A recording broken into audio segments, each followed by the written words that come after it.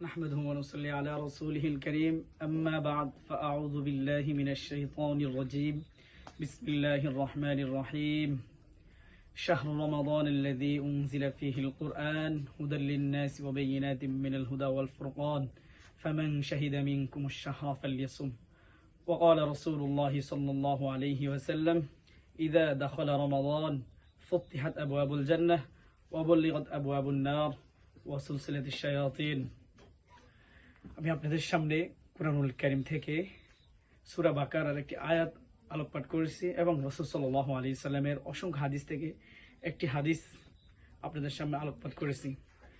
যেহেতু রমজানের বেশি সময় নাই, অতি নিকটেই আমাদের মাঝে রমজান, তো আমাদের জন্য রমজানে কি কি করতে হবে এবং রমজান মাসটা এমন একটা মাস, এটা কোরআন নাজিলের মাস। এই মাসটা আমাদের জন্য একটা বোনাস। এই মাসে একে সত্তর নেকি। আর রাসূল সাল্লাল্লাহু আলাইহি সাল্লাম হাদিসের মধ্যে বলেছেন যে ইদা দাখালা রমাদান ফুতিহাত আবওয়াবুল জান্নাহ ওয়া বুলিগাত আবওয়াবুন নার ওয়া সুলসিলাতিশ শায়াতিন।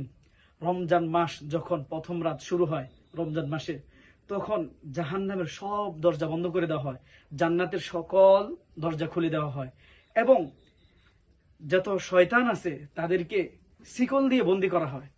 আমাদের মাঝে অনেক সময় একটা প্রশ্ন উঠছে যে রমজান মাসে শয়তানকে শিকল দিয়ে বন্দী করা হয়, তাহলে মানুষকে ধোকা দিয়ে কিভাবে?